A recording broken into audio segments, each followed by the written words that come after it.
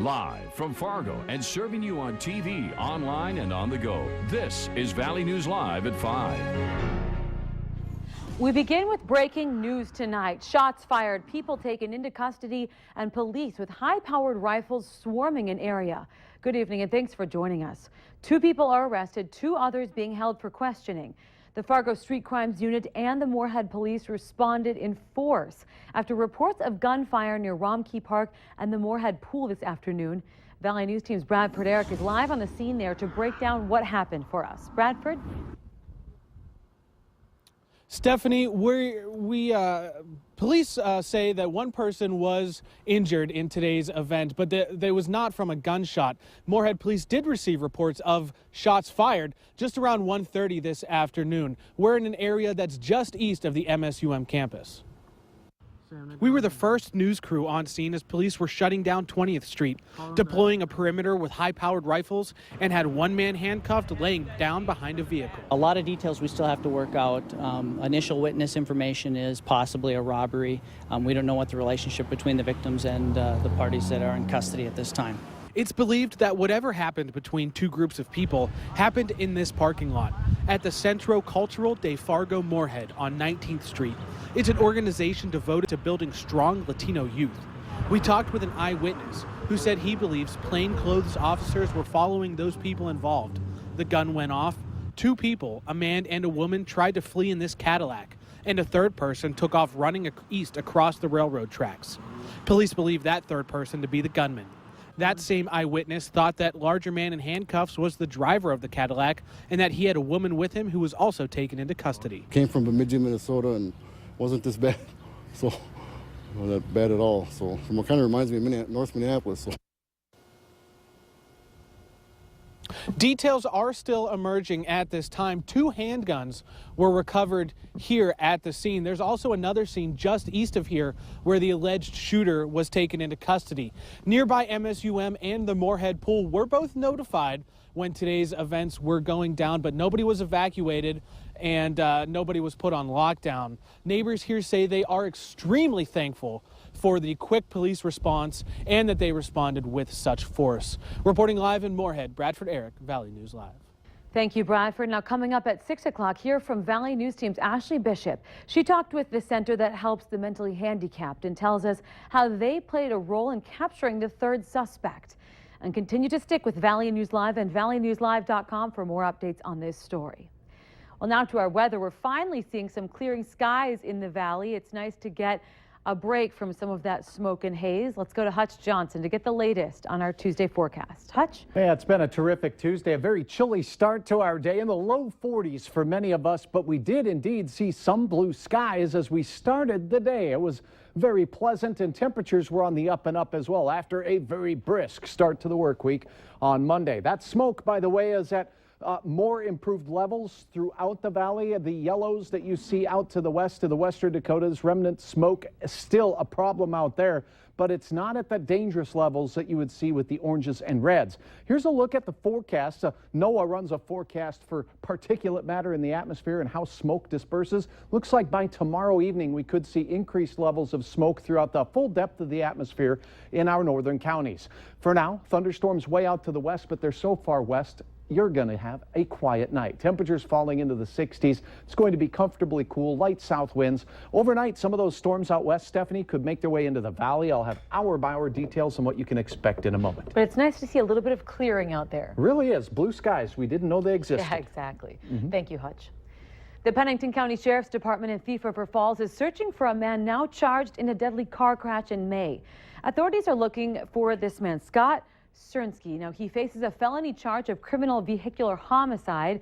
It's alleged he was under the influence of meth when he crashed his vehicle into a car driven by Jacob Kasprowicz of Warren, who died at the scene of the crash. If you have information about Cernsky's location, you're asked to call the Sheriff's Department. Plants are uprooted, landscaping torn up, and about a dozen light fixtures stolen from a community garden in Moorhead over the weekend. Moorhead police are calling it senseless, and they hope that neighborhoods can help them be on the lookout for more crime like this. The vandalism and theft happened at the Heritage Garden an amphitheater near 6th Avenue South. Many of the plants and landscaping pieces were donated, and volunteers were putting the garden project together there prior to the vandalism. Anyone with information is asked to call police. Workforce Safety and Insurance has fallen victim to a cyber attack. According to the North Dakota Information Technology Department, the hacker targeted 43,000 incident reports as well as 13,000 payroll reports. Those documents contained personal information, including social security numbers and other identification information. WSI is offering people whose data was compromised a year of free identity protection services. At this time, though, there's no evidence the cyber attacker moved any of this data off the server or duplicated any of the personal information.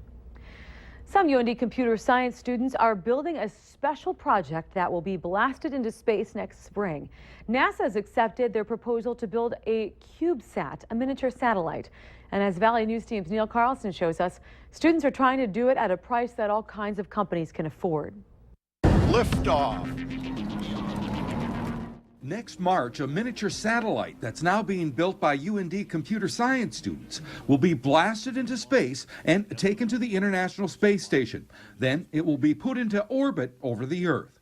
PhD candidate Jeremy Straub is leading the project to build a satellite that's about the size of a shoebox. We actually have this very large payload area on the bottom, and we'll actually be putting the camera right in here, so we'll actually then just image out the this payload area from the bottom of the spacecraft, and take pictures and then transmit them to the ground. And I've started to get into the STK software. Dozens of students are participating in the project to figure out all the technical wizardry and hopefully lower the current cost of a miniature satellite from around $250,000 to $5,000. Absolutely. I mean, the notion of the space launch really has been something that's really driven this project, so it's really exciting to have it come to fruition to the point where, we can now kind of see that that goal being very much in sight and in reach.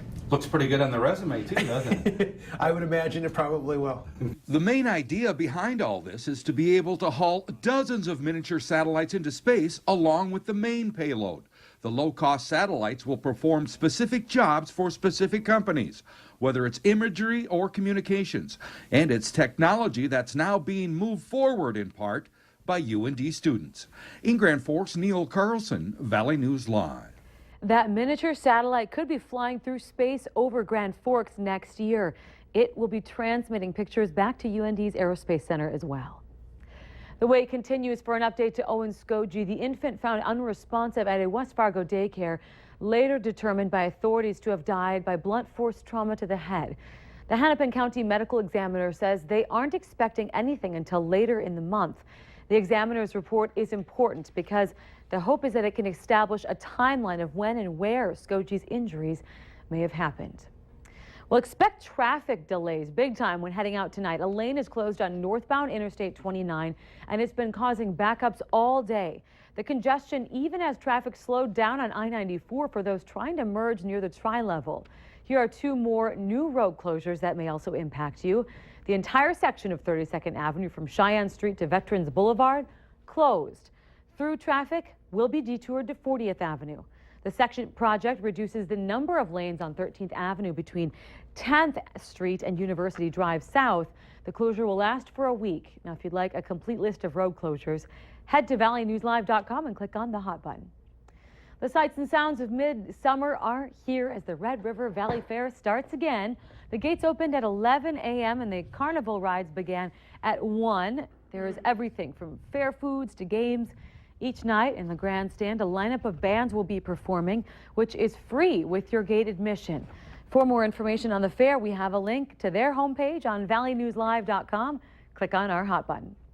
And don't forget, Wheel of Fortune's coming to Fargo, and you could be a contestant. The Wheelmobile event will take place during 2 special days of contestant searches. The event is sponsored by Shooting Star Casino and will take place at Shields Arena this weekend, July 11th and 12th. Doors open at 11 a.m. For details and for rules, visit our website, valleynewslive.com. There's a banner at the top of our homepage. Well, it's Tuesday night, your chance to enjoy the summer with your community. You can catch all of the Party in the Park fun at the Village West Park. The event goes until 8 tonight. It's free and activities are available for the whole family, including games, music, and free food. There are only 3 more parties in the park events left this summer. If you'd like to see the full list, head to valleynewslive.com. Click on this story.